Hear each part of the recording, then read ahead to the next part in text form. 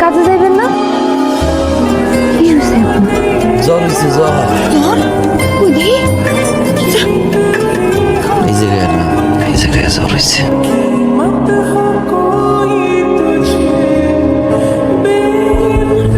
কাঁদতেছে কেন? আপনারা কি জানেন না যে লোকটি বছরে কয়েক মাস এরকম অসুস্থ থাকে, মাথা পাগল অবস্থায় থাকে?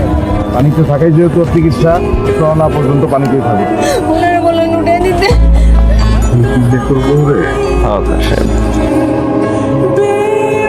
খুব চিকিৎসা হওয়ার দরকার, কিন্তু আমি টাকাটা দিব একটা শখ, একটু তালাক দাও আর আমার লোকে বিয়াবো, তাইলেই আমি টাকাটা দিব।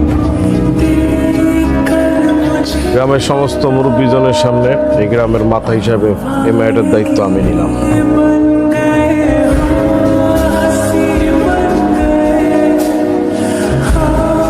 হয়ে গেছিল এত বাড়িতে কোথা থেকে আসছিস? তুমি মনে ভুলে গেছো তুমি কার বউ এখন?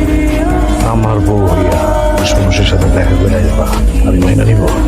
তুমি তো পাখির মতো ভালো করে বুঝায় কইছি, তুমি কিন্তু আমার কথা শুনতেছো না। আমি আপনার কথা মানব কেন? আপনি আপনার কথা মানছেন।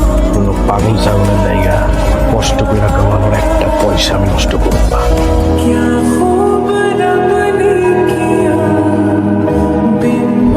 রোকেয়া, রোকেয়া, এই রোকেয়া, তাই তো আয়। লেখো এটা ভদ্রলোকের বাড়ি। বাবা তোমার বউ লইতে আইছি। এই রোকেয়া, আয় আয়, বাড়ি যাবো না, বাড়ি আয়। এইভাবে হইব না। আয় গনে দেখ তো কি কইতে চায়। আমি ওনারে আপনার আর মাইয়ের না। ওনারে যা বলার আমি নিজে এসে বলছি। বাড়ি যাবো না, ঘরটা খালি আমার। আপনি কোন সাহসে আমার শ্বশুরবাড়ির সামনে? আমি ওনারে নিজের ইচ্ছায় বিয়ে করছি। এই পাগলের বাচ্চা, বছরের মধ্যে যে এতদিন পাগল থাকস, আমার একটা বারো কইছিলি তোর মতো পাগলের বাচ্চার সাথে কে সংসার করবে? আর কোনোদিন আমার শ্বশুরবাড়ির সামনে আসবে না। আমি এখানে খুব ভালো আছি। ঘুরতে গেছিলাম, এই রাস্তায় যাবজ্জীবন শাস্তি দিচ্ছে। আপনাদের আপনাকে এরকম পাগলের মতো দূরে থাকতে হবে। ওকে আপনার টাকা নিয়ে যান বড় ডাক্তারের কাছে, চিকিৎসা করাবেন, আপনি সুস্থ হয়ে যাবেন।